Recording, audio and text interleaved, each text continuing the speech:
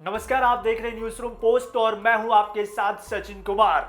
आखिर इस डर को किसने जन्म दिया जिसकी वजह से आज लोग बिहार के सासाराम में अपने घर से बेघर होने पर मजबूर हो रहे हैं।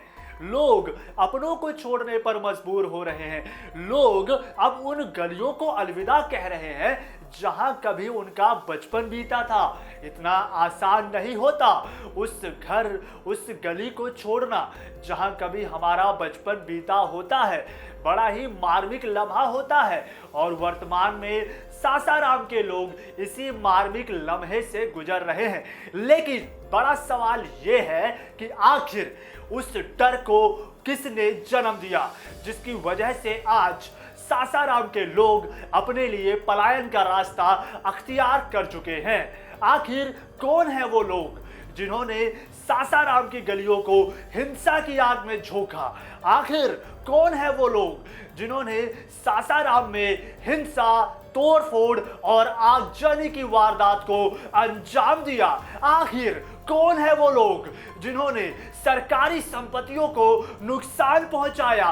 कहां से आए थे ये लोग? मीडिया में आई खबरों की माने तो रामनवमी के बाद दो समुदायों के बीच किसी बात को लेकर विवाद हो गया था और बाद में यह विवाद इतना हिंसक हो गया कि दोनों गुटों के लोग एक दूसरे को मरने मारने पर आमादा हो गए।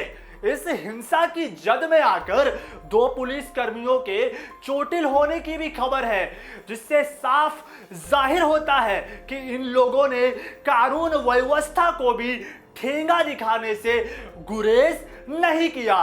उधर सासाराम के बाद जिस तरह से नालंदा में हिंसा की खबरें आई, उससे यह स्पष्ट होता है कि यह सब कुछ योजनाबद्ध तरीके से किया गया था, जिसकी जांच होनी चाहिए। बहरहाल अब आगामी दिनों में इस पूरे मामले को लेकर क्या कुछ कार्रवाई की जाती है, इस पर सभी की निगाहें टिकी रहेंगी।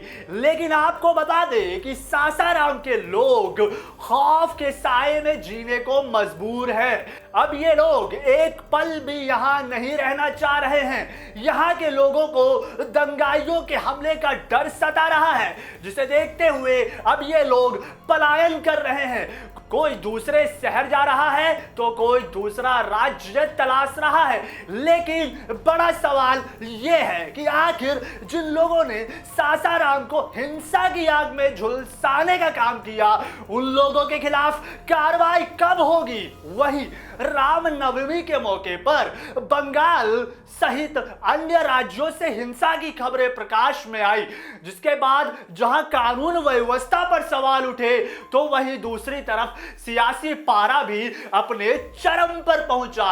हिंसा की शुरुआत सबसे पहले बंगाल के हावड़ा में हुई, जहां रामनवमी के मौके पर विशेष समुदाय की ओर से पथराव किया गया। इसके बाद आगजनी हुई।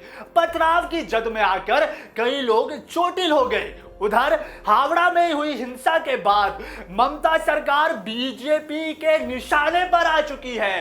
इस हिंसा को ममता सरकार बीजेपी की साजिश बता रही है, तो वही बीजेपी इसका जिम्मेदार ममता को ठहरा रही है। फिलहाल दोनों के बीच आरोप प्रत्यारोप का सिलसिला जारी है।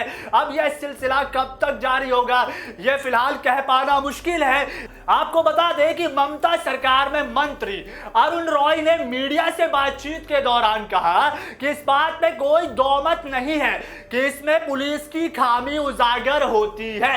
यह सब कुछ साजिश के तहत हुआ है, जिसकी जांच अनिवार्य है। उधर अरुण ने कहा कि इस हिंसा में पुलिस की भी गलती है। पुलिस को मामले को नियंत्रित करने की दिशा में कदम उठाना चाहिए था। ममता के मंत्री ने कहा यह सब कुछ पुलिस की खामी का ही नतीजा है। बहरहाल इस पूरे मसले पर आगे क्या कुछ कार्रवाई होती है, इस पर सभी की निगाहें टिकी रहेंगी। तब तक के लिए आप देश और दुनिया की तमाम बड़ी खबरों से रूबरू होने के लिए बने रहिए न्यूज रूम पोस्ट के साथ।